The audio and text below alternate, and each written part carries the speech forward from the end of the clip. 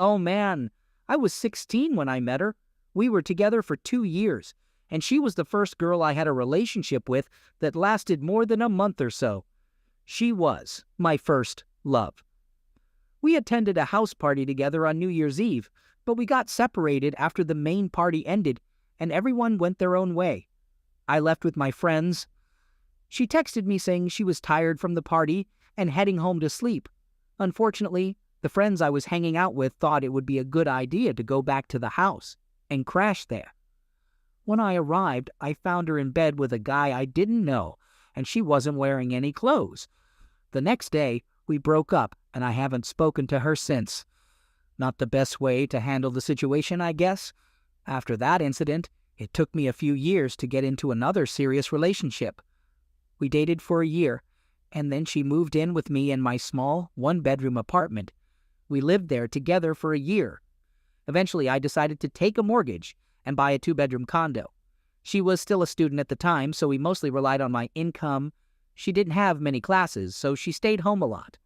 Some of my friends thought she was taking advantage of me since I was the one financially supporting us. I never gave her money directly, but she also didn't contribute her fair share. Sometimes she would buy random groceries, but that was about it. Things started to change when I began working long hours, often doing 12 to 16-hour shifts. Our interactions became less frequent. She became more engrossed in her phone, and my jokes no longer amused her. It seemed like everything I did annoyed her to some extent. Our bed life also completely fizzled out. I didn't even bother asking if she wanted to join me when I went out with friends because all of my friends seemed to despise her. Anyone noticing the red flags? But I still held on to hope that things could be fixed. Then one day, her phone lit up on the living room table while she was in the bathroom. It was a text from her classmate saying, "I'm really excited to meet you again soon. I'm not proud of what I did next, but..." That text caught my attention, so I couldn't resist the temptation, and I opened her phone to read part of their conversation. Turns out they had been seeing each other for a few months already. I was devastated, absolutely crushed. I felt dizzy and sick to my stomach, like my entire world was crumbling. I started reading one of the explicit texts out loud, loud enough for her to hear. It described what he wanted her to do to him, and she seemed to play along in her response. And that wasn't the only exchange of that nature. She quickly rushed out of the bathroom, grabbed her phone, and accused me of invading her privacy. I admit I did cross that line, and I'm not proud of it. She insisted that it was just messages and nothing physical had occurred, but I couldn't bring myself to believe her. I told her to gather her belongings and drove her to her mom's place. The car ride was silent, both of us knowing it was the end. She cried while I remained stone-faced, trying to appear as cold as possible. I told her I needed some time alone and went back to my place. I poured myself a whiskey, confided in my best friend about what happened, and asked him to come over because I didn't want to be alone. He came over with more drinks. We watched the first 3 die-hard movies and continued drinking. I let out my frustrations while he listened. The next day, I called in sick from work. Since my friend was unemployed at the time, we went to the grocery store and grabbed some empty banana boxes. We packed all of our belongings into those boxes. After a few days, I reached out to her and we had a conversation. She still maintained that nothing had happened, but we both agreed that our relationship was truly over. I informed her that I had packed up her belongings and she could pick them up while I was at work and leave the key. She followed through with that. That was the last time we had any communication. A few months later, she became pregnant with the other guy and moved in with him. A year later, she was a single mom. She reached out to me last year through Facebook. She sent a message apologizing and admitting that she had started seeing the father of her child before ending things with me. I haven't replied to her message, and honestly, I haven't really given it much thought until now. My current partner, whom I've been with for 6 years, just sent me a message on WhatsApp while I'm at work, saying that she accidentally left my dog outside for half an hour, and now the dog is upset with her. I told her to give the dog a pig's ear as a way to appease it.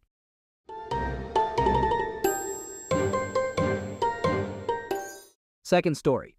To begin with, I'm a 21-year-old guy, and I've been with my wife, who is also 21, since we were in our senior year of high school. We had a child together and got married right after graduating at the age of 18. So we've been together for a little over 4 years. Lately, I've been traveling for work and spending weeks away from home. During one of these trips, my wife started texting me saying that she doesn't want to be together anymore. It was quite shocking because I was 1,500 miles away from home. Receiving these messages about her not wanting to make our relationship work. We agreed that we would have a more detailed discussion about it when I return. Around 8 months ago, my wife became best friends with my aunt. They would often hang out together, and I would occasionally join them. My aunt has a boyfriend whom I've known for more than 10 years, and I consider him part of the family. While I was away for work, my wife spent a lot of time at their house. At that time, I didn't see any issue with it, since they were her friends, so I didn't think much of it. So I come back home after working across the country, and I find out that my wife's friend has been living in our house for free the whole time I was gone. Normally, that wouldn't be an issue because I don't mind helping people out. But this friend completely trashed our house and let it become disgustingly messy. It made me realize that my wife was hardly ever home. Instead, she stayed at my family's house while I was away, completely neglecting our pets, the house, and our child. She would pass our child off to others while she went out partying all the time. Finally, my wife and I sit down to have a serious conversation about our relationship and why things weren't working out. She barely looked at me and couldn't talk for more than 20 minutes before going back to my family's house. She stayed there for a week after I returned, telling me that I'm the problem and talking about co-parenting. She claimed that we were toxic and shouldn't be together. Before I left for work, everything seemed fine between us, or at least that's what I thought. Like any relationship, we've had our ups and downs, but I genuinely believed our relationship was going great. After a week of her avoiding me, she finally came over, and one thing led to another, and we ended up having closeness. She left that night, but said she would stay with me another night. However, the next day she became distant and talked about not wanting to be around me, saying she needed time. Throughout all of this, her friends and my aunt kept telling me to give her space, and claiming that she was just confused. Even my aunt's boyfriend came over and gave me relationship advice, although now I realize it was just a manipulative move. On that same day, when she was telling me she didn't want to be around me, she suddenly came over to talk. After talking for 5 hours, I started to suspect she was cheating on me. I said, "Okay, if you're not cheating, let me see your phone." She freaked out, refusing to give me her phone, and then she lied and said she was sleeping with her friend who was living with us. It seemed like she was trying to divert my attention from what was really going on. After some arguing, she eventually gave in and handed me her phone. To my shock, I found hundreds of texts confirming her infidelity. She had been sleeping with both my aunt and her boyfriend, engaging in three-way. Moreover, she was also having a secret affair with my aunt's boyfriend behind my aunt's back. After I discovered her infidelity, she pleaded with me not to leave her.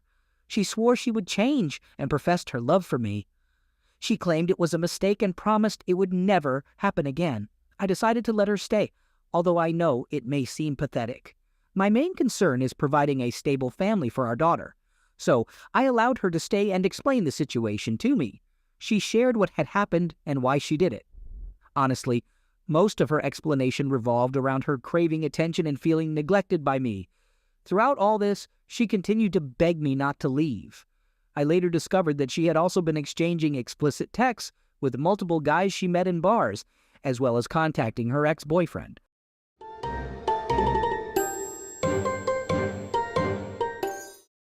Third story. The past 2.5 years have been a roller coaster ride I never saw coming. It's hard for me to fully capture everything that has unfolded since I discovered my wife's affair with multiple men over a span of about 6 months. I've been desperately trying to hold on to something that might not even exist anymore. We've been married for 12 years and have 4 children, ranging in age from 1 to 11.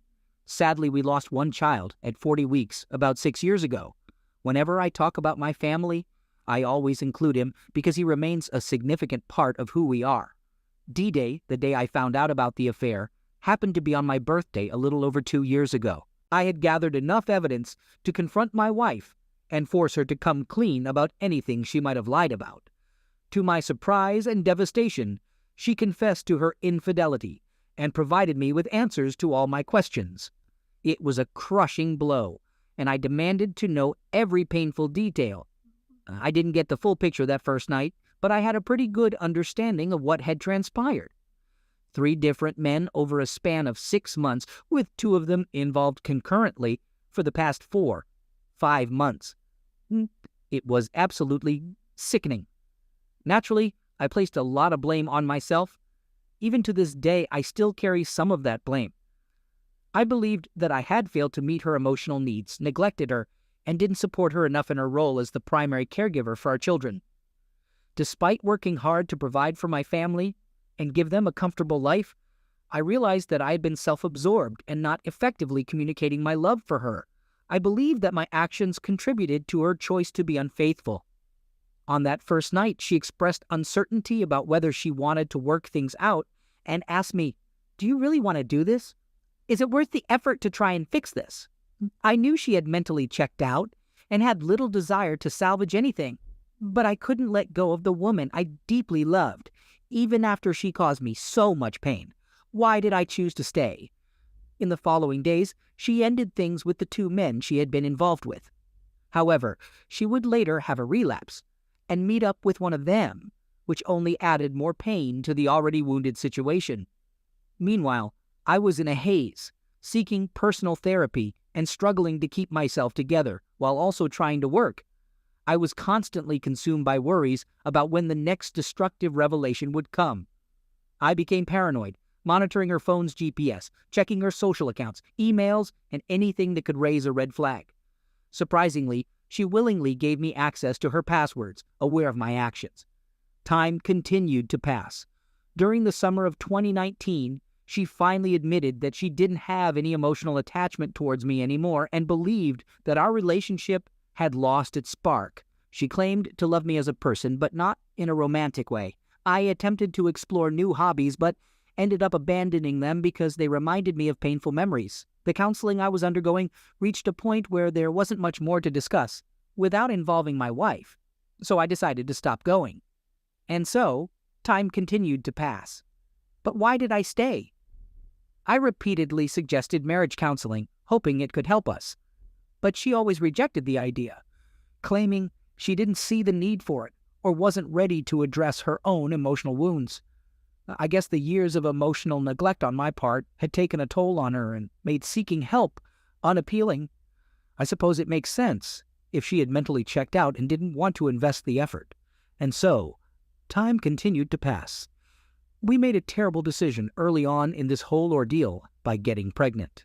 Yeah, I know, it sounds cringeworthy and not the brightest idea. Maybe it was a way for both of us to escape from all the other horrible things happening around us. The whole story of why we did it and how it didn't turn out as planned is a long one. Our baby boy was born shortly before the pandemic hit, and everything went into lockdown. But despite all the challenges, we love our little guy and wouldn't trade him for anything. Having children only adds to the complexity of dealing with infidelity, and if it weren't for our 4 kids, this whole situation might have ended by now. But time keeps moving forward. Surprisingly, the pandemic and the quarantine period actually worked out better for us, or at least for me. There were fewer triggers since we were together most of the time. I was working from home, so we had more opportunities to be around each other. We didn't talk much about the infidelity, and we kind of just carried on with life. Of course, it's still a struggle for me on a daily basis, because those negative thoughts never really go away. Deep down, you know that everything is still not okay, but it didn't come up to the surface. So we put on a happy face and almost convinced ourselves that everything was fine, and so time keeps moving forward. It's not like everything is miserable all the time, you know? Maybe it's just an act on her part, but we still have fun as a family, watch shows together, and yeah, we have a pretty regular bed life. We try to find moments to be alone together and escape from the kids when we can. Thankfully, we have an older child who can babysit, and when we have family visiting from out of town, we usually take the opportunity to get some alone time. But it really throws me off when she tells me she's not truly happy. She went through a period where she lost faith in God because she didn't feel any comfort from it. As a result, she decided to leave our church, and that caused a lot of conflict between us for a while. However, we eventually adjusted to a new normal and started respecting each other's beliefs. I would take the children to our church while she enjoyed some time alone. Unfortunately, she also lost some friendships within our church community, which made her feel even more isolated. In the past few months, she has found a new group of friends, which is great for her because they do fun things like Sunday morning meetups at the park, bar crawls, bonfires, and BBQs. She's been really enjoying spending time with this new community. As for me, it's made me realize that I'm still stuck in the same place I was when all of this started. I can't help but feel paranoid about what she's doing when she's not home, who she's hanging out with, especially since they stay out drinking until the early hours during these events. She's noticed my concerns and wants me to be supportive of her newfound friendships instead of being negative about her activities. I try to act like it's all okay, but deep down I'm still hurting. And that brings us to where we are today. We recently had a deep conversation about where we stand, and we both feel like we're heading in different directions. We're starting to think that there are too many differences in our lives now, and it's hard to see things improving. She acknowledges that she's to blame for my current insecurities, so she tries to be careful and avoid telling me everything because she knows it could make me feel anxious or jealous. I try to make her understand that it's even more painful when I have to confront her about her lies, and it would have been much easier if she had been honest with me from the beginning. For instance, she decided to carpool with someone instead of driving herself to a meetup and didn't bother telling me about it. Obviously, I eventually found out, and my initial thought was that she might be cheating on me again. I expressed to her that all I want is honesty, and if the truth is something that will make it easier for me to make a decision, then that's great. After all, if she's truly done with our relationship, wouldn't it be simpler to be open about it instead of continuing to make each other miserable? I'm reaching a point where I don't know if I can handle it any longer. I know this is starting to sound like a rant. It's been a few days since we had a conversation, and it feels like she's not being completely honest about everything. The other night, she went to the store to buy things we needed for our upcoming trip while I put the kids to bed. However, she arrived home late and gave me a false reason for the delay. She claimed that the checkout systems at the store malfunctioned right before closing time, causing a long wait for everyone. But that's a load of nonsense. She doesn't seem to realize that GPS tracking is pretty accurate, and according to it, she was in the store parking lot about 20 minutes before closing. Moreover, the timestamp on the credit card charge and the GPS data match perfectly. I even called the store the next day, and they said they had no issues with their systems the previous night. Then, about 40 minutes later, she finally reaches out to explain what happened and that she's on her way home. Couldn't she have texted me while waiting in line to give me this explanation? I had sent her texts during that same time, but she didn't bother to respond. How long should I tolerate her holding on to this lie before I expose it? And when I do confront her, how should I approach the situation? It seems like if I call her out on most things, she doesn't even try to hide it. I'm just really angry and frustrated after our conversation about honesty. I think I might tell her that it's best for us to try a separation. Neither of us wants to be the one to actually say it out loud. The only thing that's been holding us back from taking real action is our shared agreement that we want to keep our family together for the sake of the children. Not to mention the financial burden of a separation. I'm the only one bringing in income, and she's a stay-at-home mom. It's been said countless times that staying together for the children is not a good enough reason. It's hard to accept that when you're in the midst of this crisis, and the last thing you want is to bring something like this up to your children. I just need support and strength from people who understand and can help me navigate this difficult decision.